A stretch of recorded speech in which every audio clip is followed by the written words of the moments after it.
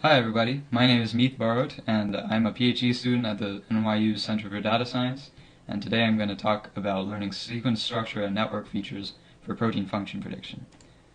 Now there's three different types of information that people mostly use for protein function prediction. That would be sequence, structure, and networks. And we have millions of sequences, hundreds of thousands of structures, and thousands of networks for millions of proteins in all of these different databases. And what this gives us is a huge potential for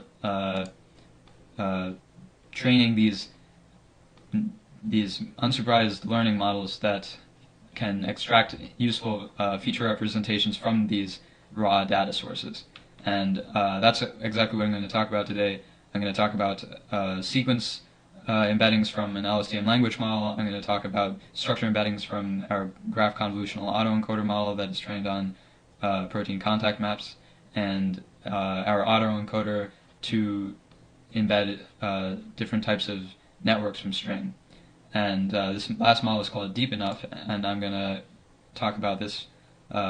We take 6 different kinds of protein interaction networks and co-expression networks from string, and in order to combine these into a single representation for every node, we have a multimodal deep autoencoder from which we can extract fixed size vector representation of every node.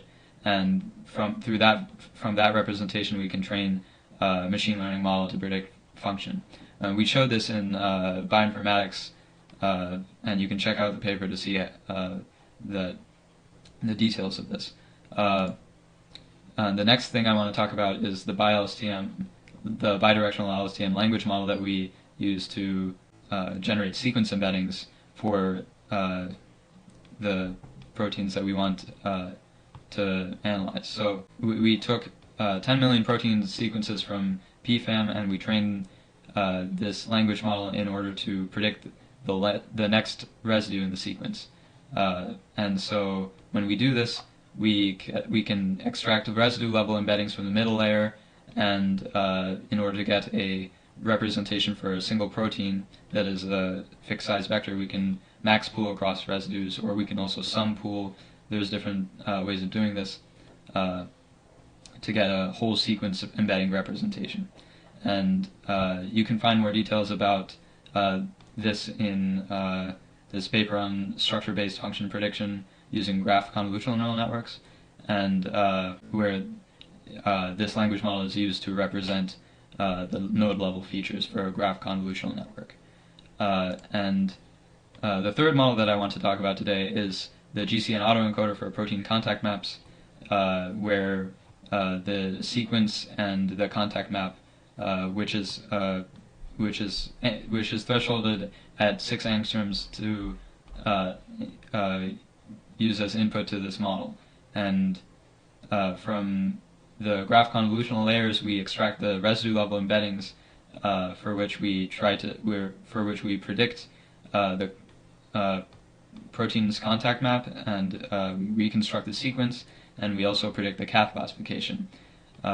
So these 3 losses are all used in this model to generate these residue level embeddings, and we train it on 30,000 structures from cath with 40% sequence identity clusters. But if you want more details, you can see our poster.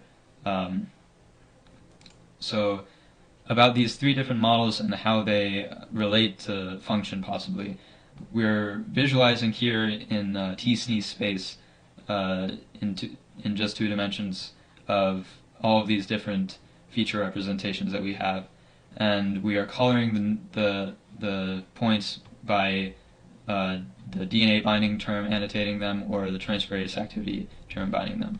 And so in these visualizations you can see somewhat that language model features have tighter clusters of DNA binding than the other 2 modes, and deep enough embeddings for networks have a higher concentration of transferase activity being clustered together, and the graph convolutional network sort of has the DNA binding associated with one another. But this is just a qualitative analysis. To get quantitative here, we can see the nearest neighbor proteins in these spaces, and see how functionally similar they are. And so this is a graph showing the average Descartes similarity between the neighbors in the various spaces. So for networks, we have this blue line, sequence, we have this orange line, structure is represented by this green line. So we see first, as the number of neighbors increases, you get less average similarity as expected, but also we see that the network features do quite a bit better than the sequence and structure feature spaces in terms of correlation with the functional similarities. And we see that structure is doing the least well here. So now we have an idea of sort of what potential there might be for these features to be used in a functional classifier.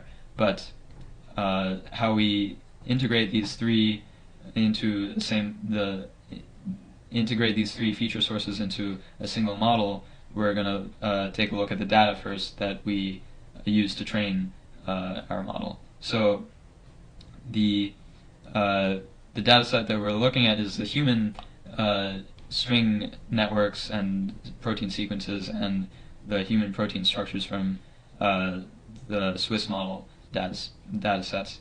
And we take the Go terms that annotate these proteins that are annotating between 0.5% and 20% of human proteins, and once we take these thresholds, we have a set of Go terms that have enough training examples to train a model, but at the same time don't include lots of the very general terms that we don't really care too much about the performance on relative to the more interesting specific terms.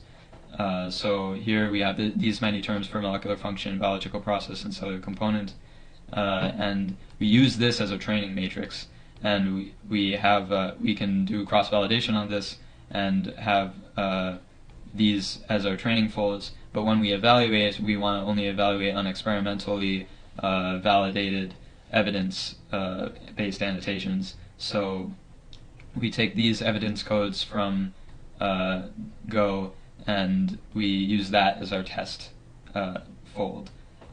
We have 5 different folds of these, and now the model that we're using here is a max-out neural network that we use in the first layer. We project each different data source embedding into a 500-dimensional vector, and then we concatenate them, and we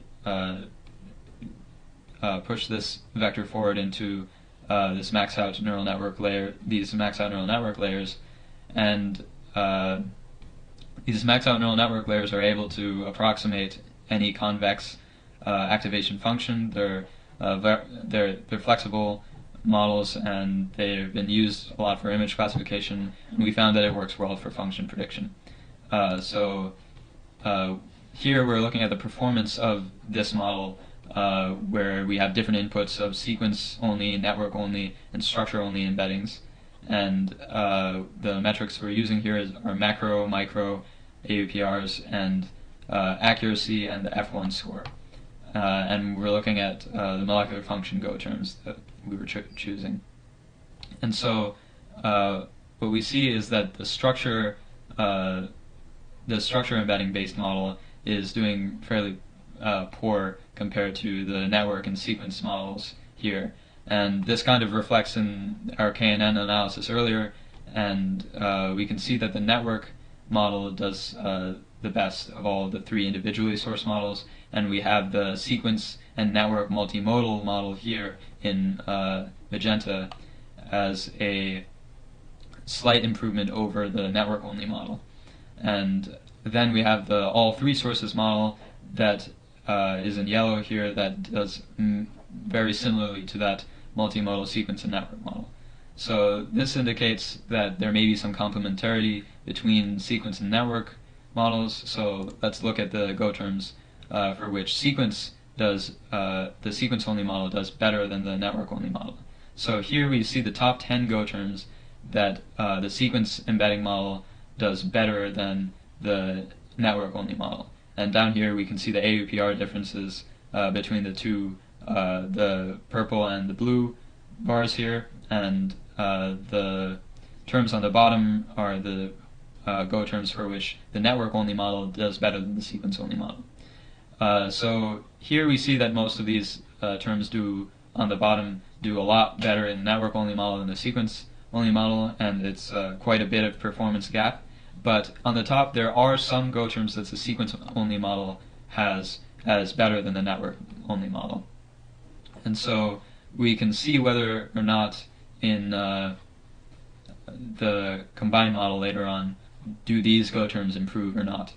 And these are the Go terms specifically. They're mostly transmembrane transporter activities and hormone activity and these GTPase terms. So how well does the single source model of networks compare to the combined network and sequence embedding model on these terms? Well, these terms have some improvements in the sequence and network combined model, as we would think that they should do better when we add the sequence embeddings to as the input. And the terms for which we had a drastically lower performance for the sequence model do approximately as well now as the network-only model, except this last term here, which is negatively impacted by adding the sequence embeddings to the combined model. So what this tells us is that network embeddings are pretty hard to beat, first of all, and that there may be some benefit to including the sequence features in these models, but the biggest drawback to network-based function prediction methods is that you cannot trivially get a single machine learning model to be trained and predicted for multiple different species. So we have a method here that is termed multi-species max-out, where we are able to get similarities based on homology and the network topology between proteins of two different interaction networks using ISORank, which is a network alignment tool that outputs similarity score that is based on both homology and network topology. And we have that for all pairs of networks as well as each network with itself. And so now we have a homology-infused meta-network of all of these different organisms. And we can use rows of this matrix as an input to our max-out neural network model, and we have written this up, and you can contact me for this paper that we have called Deep Multi-Species Network-Based Protein Function Prediction. Now, if we take a look at the performance of this method, where we train on a bunch of kappa eukaryote organisms and test on human cross-validation folds. So we train also on human, but leave out that one cross-validation fold for every cross-validation fold that we leave out.